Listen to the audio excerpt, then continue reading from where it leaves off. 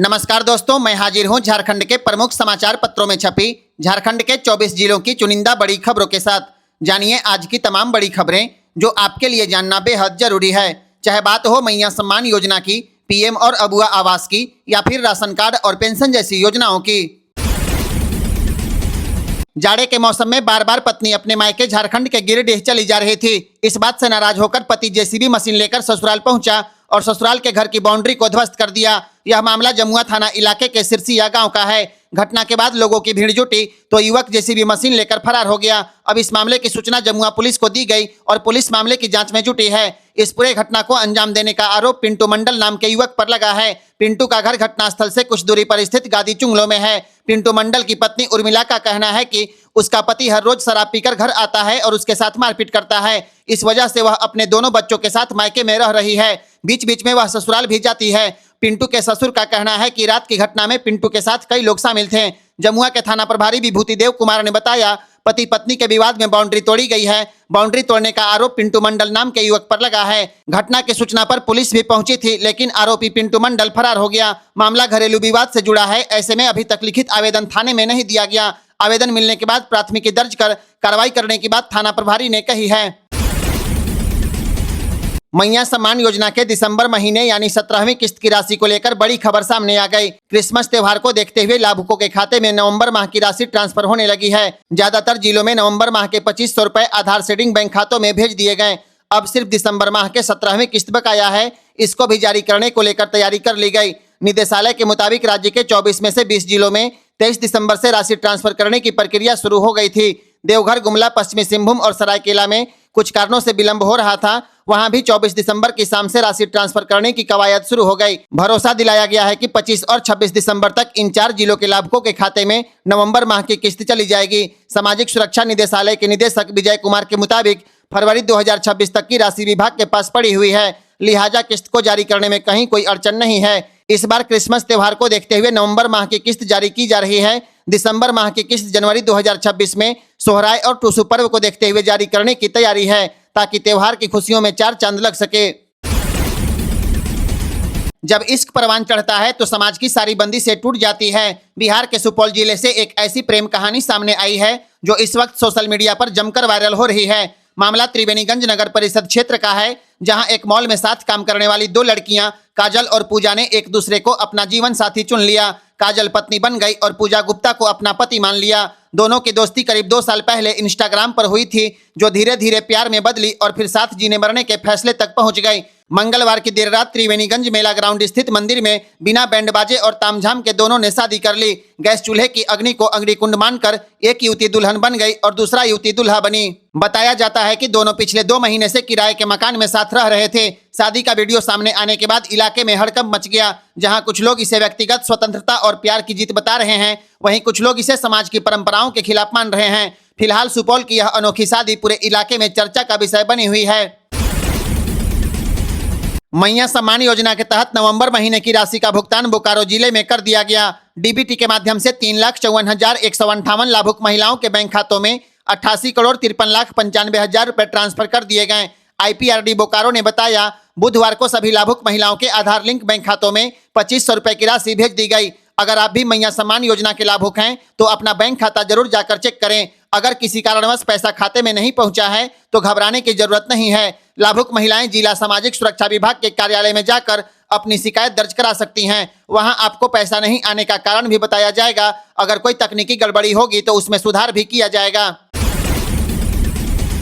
अब आपके घर, गोदाम और दुकान में सांप नहीं घुसेगा। बिहार के मुजफ्फरपुर में एक ऐसी मशीन तैयार की गई है जो सांपों को नुकसान पहुंचाए बिना इंसानी बस्तियों से दूर रखेगी। इस सर्प निवारक अवरोध को बीआरए बिहार विश्वविद्यालय के पूर्व science dean professor Manendra Kumar और पीजी जूलॉजी विभाग के डॉक्टर ब्रजकिशोर प्रसाद सिंह ने विकसित किया है। इस तकनीक की खास बात है कि इससे सांपों को न मारा जाएगा और न ही घायल किया जाएगा। यह मशीन जंगरोधी माइल्ड स्टील से बने ड्यूल लेयर रिप्लेटेंट स्टेशन पर आधारित है। इसके ऊपरी हिस्से में कंकड़ या रेत के साथ कार्बोलिक एसिड या लौंग या सिट्रोनेला जैसे पर्यावरण अनुकूल तेल डाले जाते हैं। रासायनिक अभिक्रिया से निकलने वाली तेज गंध सांपों को उस इलाके से आगे बढ़ने से रोक देती है।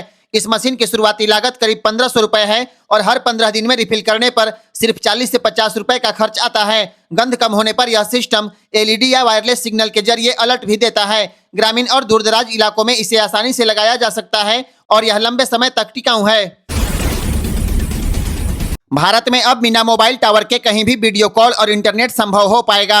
यह बड़ी उपलब्धि भारतीय अंतरिक्ष अनुसंधान संगठन इसरो ने हासिल की है। इसरो ने अमेरिकी कंपनी AST स्पेस मोबाइल के ब्लूबर्ड ब्लॉक 2 सैटेलाइट को बुधवार को अंतरिक्ष की कक्षा में सफलतापूर्वक स्थापित कर दिया। इस सैटेलाइट की मदद से सीधे मोबाइल फोन पर 4G और 5G voice call, video call, messaging और इंटरनेट की सेवाएं मिलने वाली है। इसका सबसे बड़ा फायदा दूरदराज इलाकों, जंगलों, पहाड़ों और आपदा के समय देखने को मिलेगा, जहां आज तक नेटवर्क नहीं पहुंच पाता था। यानी अब नेटवर्क टावर नहीं, सीधे सैटेलाइट से कनेक्शन होगा। क्रिसमस से एक दिन पहले इसरो की यह सफलता भारत के लिए एक ऐतिहासिक तोहफा मानी जा रही है।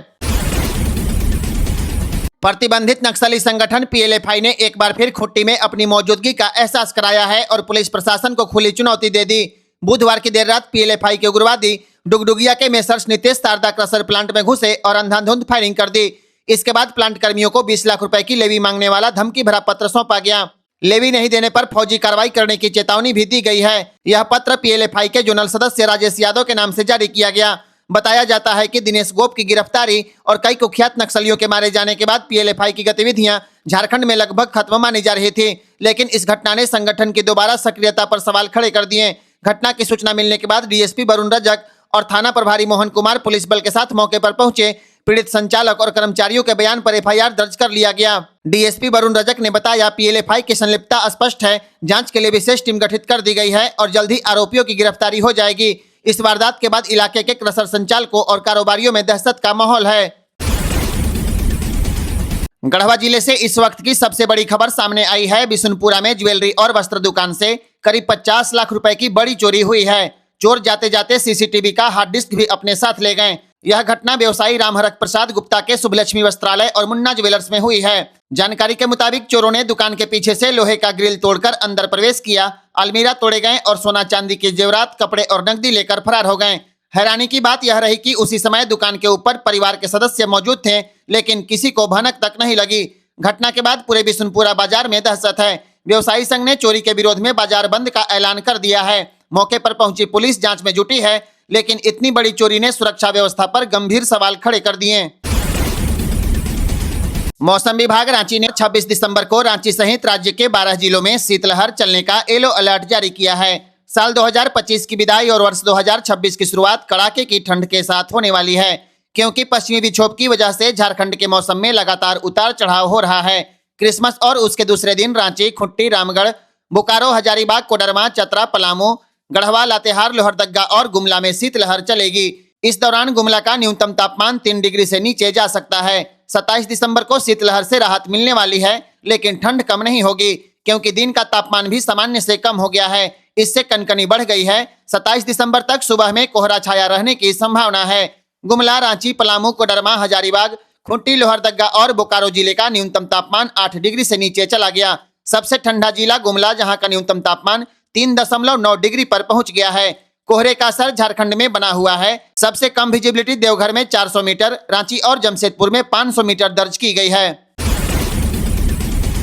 झारखंड हाईकोर्ट के फैसले के बाद पुलिस मुख्यालय ने 504 सैप जवानों की सेवा समाप्त कर दी।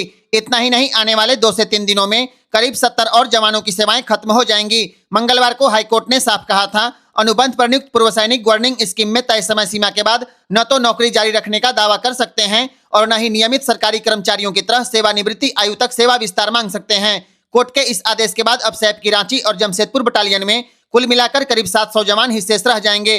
हटाए गए 504 जवान राज्य के 15 जिलों में थाना, पिकेट और अन्य सुरक्षा स्थलों पर तैनात थे। खाली होने वाले पदों पर अब दोबारा बहाली प्रक्रिया शुरू की जाएगी। आपको बता दें, सैप 1 टाटी सिल्वे रांची और जमशेदपुर का कार्यकाल फिलहाल 31 मई 2027 तक विस्तारित है। सैप बटालियन का गठन 7 जून 2008 को हुआ था, जिसमें सेना से सेवानिवृत्त जवानों को अनुबंध पर बहाल किया जाता है। झारखंड में पीजी कर रहे डॉक्टरों को लेकर सरकार एक बड़ा फैसला लेने वाली है। अब राज्य में पीजी करने वाले छात्रों को 5 साल तक सरकारी अस्पतालों में सेवा देना अनिवार्य किया जाएगा। इससे जुड़ी एसओपी सरकार जल्द लागू करेगी। फिलहाल नियम है कि पीजी डॉक्टरों को 3 साल की सेवा देनी होती है और सेवा नहीं देने पर 30 लाख रुपए जुर्माना भरना पड़ता है। बुधवार को धनबाद के शहीद Nirmal Mahato medical college and hospital में सम्मान समारोह के दौरान स्वास्थ्य मंत्री ने यह घोषणा की। उन्होंने कहा कि चिकित्सक का दर्जा भगवान के बराबर होता है, लेकिन कुछ गलत लोगों की वजह से पूरा पेशा बदनाम हो रहा है। स्वास्थ्य मंत्री ने कहा है कि ऐसे चिकित्सकों की पहचान की जा रही है और सरकार उन पर सख्ती से कार्रवाई करेगी। इसके साथ ही उन्होंने चेतावनी दिया कि डॉक्टरों के साथ दुर्व्यवहार करने वालों से भी सख्ती से निपटा जाएगा। इसके लिए राज्य स्तर पर कड़े कानून बनाए जाएंगे। सरकार का कहना है कि इस फैसले से ग्रामीण और सरकारी अस्पतालों में डॉक्टरों की कमी दूर होने वाली है।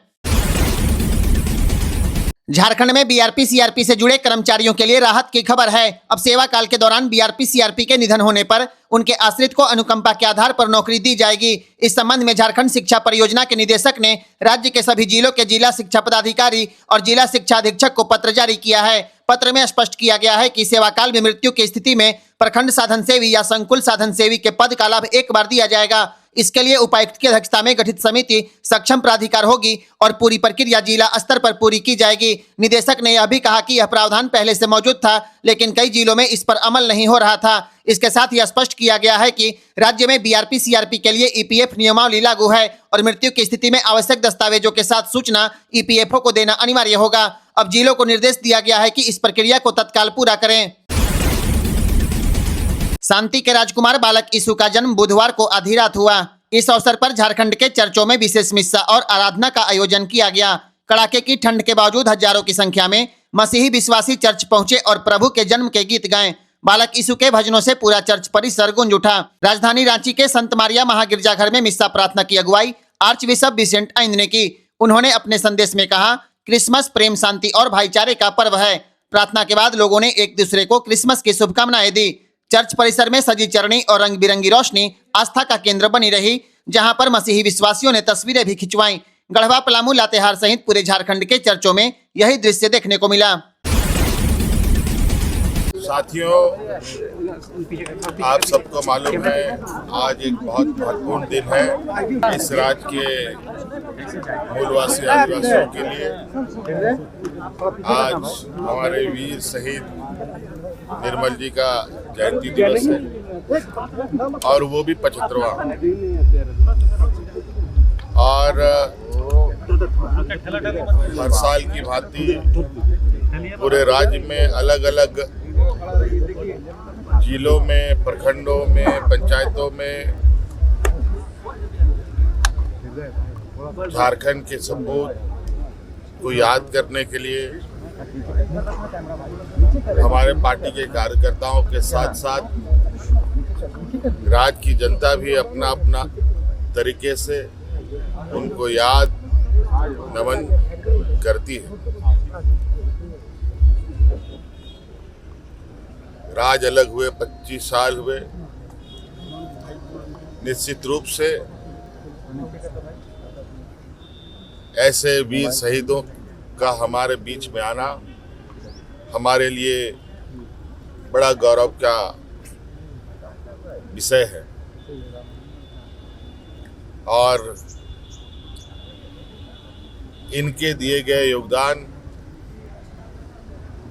निश्चित रूप से अमूल्य है। इनके आदर्श, इनके विचारों को लेकर आज ये राज्य आगे बढ़ रहा है और निश्चित रूप से मैं ये कह सकता हूँ कि आज ये युवा राज और हमारे वीर शहीद निर्मल महतो जी भी, कहा जाए कि जब इनकी हत्या हुई थी वो भी एक युवा रूपी ही रहे हैं और उनका नौजवानों का एक जो कहा जाए कि मार्गदर्शक के रूप में उनको हम देख सकते हैं। आज निश्चित रूप से हम सभी नौजवान इनके ऊपर गर्व करते हैं और उनको नमन करते हैं और आने वाला समय भी उनके विचारों को हर हाल में जिंदा रखते हुए हम आगे बढ़ेंगे।